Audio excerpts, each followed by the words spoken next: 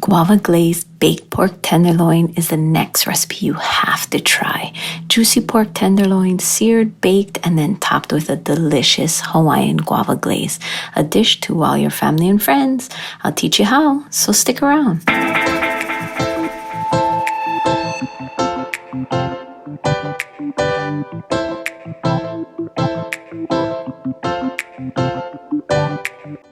Aloha mai kako, my name is Relle and welcome to my kitchen where I like to share all my favorite Hawaiian and local recipes. And today we'll be making a delicious guava glazed pork tenderloin, a perfect swap up if you want for Thanksgiving or you know what, any time of year, it's great. And I'd like to mahalo Foodland Hawaii for sponsoring this video. As always, thoughts and opinions are my own. First off, we're gonna start with the guava glaze. Of course, in order to make guava glaze, you need some guava. So today we're gonna be using the Maika'i Guava Jam. You can find this at your local Foodland next to the rest of the jams and jellies, usually in the bread aisle. Super yummy, and this just gives a pop of sweetness and island flair to pork, and it goes so well together. But you have to eat your Wheaties to open. Hold on, sir, Ken. Oh, never mind, just kidding. I don't need assistance, I got it. I did not eat my Wheaties. Anywho, it looks like this, so super. It smells so good. Guava jam, put that on smoked meat, put it on your toast in the morning. So good. You'll need about a half a cup of this, almost the whole container. You can use guava jelly if you wanted to. So the difference between jam and jelly, right? Jam has the skins and it cuts all the way through, where jelly is just the juice. Ooh, smells so good. Into a small saucepan, you're gonna set that over medium heat or so, and you're gonna put the guava in there.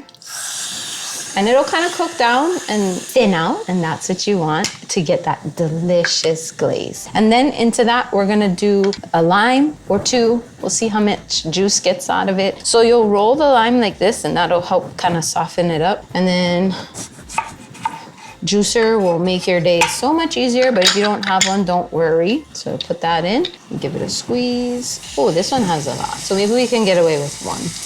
Save the lime. You can put the skins down your disposal and grind it up, and it makes it just smell so good. You'll add a little bit of shoyu. Shoyu is Japanese style soy sauce. Find it in the Asian aisle or online. A little bit of onions diced up finely. Add that in. Garlic. I like to use the garlic press. I'll link that one in the description box below. It makes life just so much easier. And also a little bit of ginger. It's like classic local flavors there.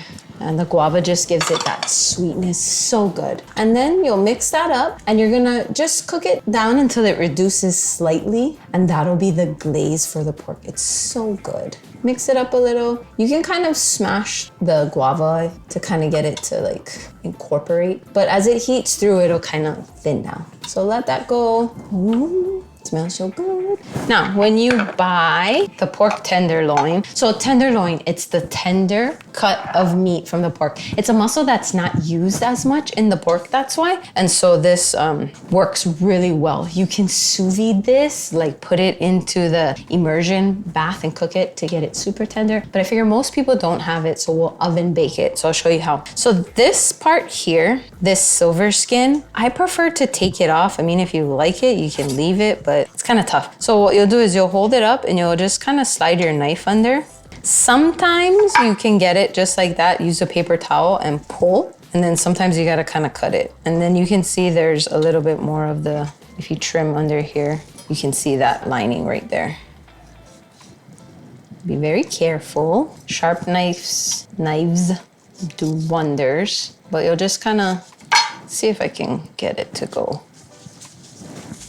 You can kind of slide your other finger under it. Yeah, if you can't get it to go, then you can just go underneath and take that part off. Try to leave as much of the meat. I'm not doing a great job at this, sorry. Hold on, there. And you can just take that part off. Butchers, don't come at me, that wasn't great, I know, but here we are. So now what you're gonna do, there's a little bit, you can take that off if you want or leave it, totally up to you.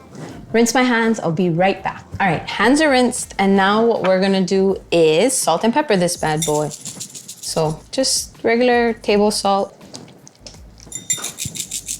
And a little bit of pepper.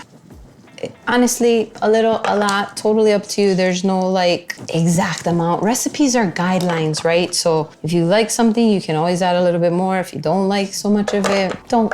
Okay, the best way I like to cook tenderloin is a roasting pan. A roasting pan basically has like a rack underneath, so it lifts it up off of it. We'll put that into the pan like this, and it'll roast in the oven at 425 for like 40, 45 minutes. And then towards the last 5-10 minutes at the end, we'll get the glaze. And see that the glaze has thickened up and reduced down, so that looks perfect. So you'll take that off the heat and it'll sit until you're ready to glaze this at the very end. If you put it too early, it'll kind of overcook the glaze and it doesn't taste so great. So in the last like 5-10 minutes. And you'll want to cook the pork to an internal temperature of 145 degrees Fahrenheit. So before you even hit that, when you're at like maybe 130 or so, 135, then you can put the glaze on. So let's get this in the oven and I'll show you how to glaze it in a bit. Stick around. All right, friends, I've got a little bit of a boo-boo. Normally what we would do is salt the tenderloin, pepper it, and then sear it on all sides. I totally skipped that step before I put it in the oven. So if you really want to make this recipe how I do it, it would be salt and pepper the tenderloin, sear it till brown on each side. It's only a couple of minutes, then toss it in the oven and cook it through. And then right at the end, pull it out and glaze it. All right, now that we got the pork tenderloin out of the oven, just, 5 to 10 degrees before it's done, I've taken out about half of the glaze. You'll wanna save the rest of that glaze for the end to serve it with, but I've taken out half of it and you'll kind of mix it up. If it sits and it gets too thick, then you can just toss it back on the heat for a little while. But all you'll wanna do is get that delicious guava glaze, and you can use a basting brush like this. If you don't have one, you can just totally pour it over. Don't feel like you have to go buy one special for this. And you're just gonna run it kind of thick on top. It'll drip down, so don't worry about getting too much of the sides. It'll go down. And the heat of the oven will kind of thin it out a little more anyway. So get that glaze over, and that'll give you that like sweet, savory, gooey outside. I don't know, maybe gooey is not the best descriptor. Now we'll put that in just for another like 5 or 10 minutes. Make sure you get the pork to 145 degrees Fahrenheit to be sure it's cooked all the way through. And then I'll show you, you'll let it rest, you'll slice it up, and it'll be so, so yummy. So let me put this in. And now that it's come out of the oven, it looks like this and so, so good. You're gonna let this sit for about 10 minutes before you carve it up. Hopefully these little tongs can take this off. Yeah. Ooh boy. After you let it sit for a bit, then we'll give it a cut. And this is how you make guava glazed oven baked pork tenderloin. If you like this recipe and you want to see more, then check out this video here. And until next time, ahui ho.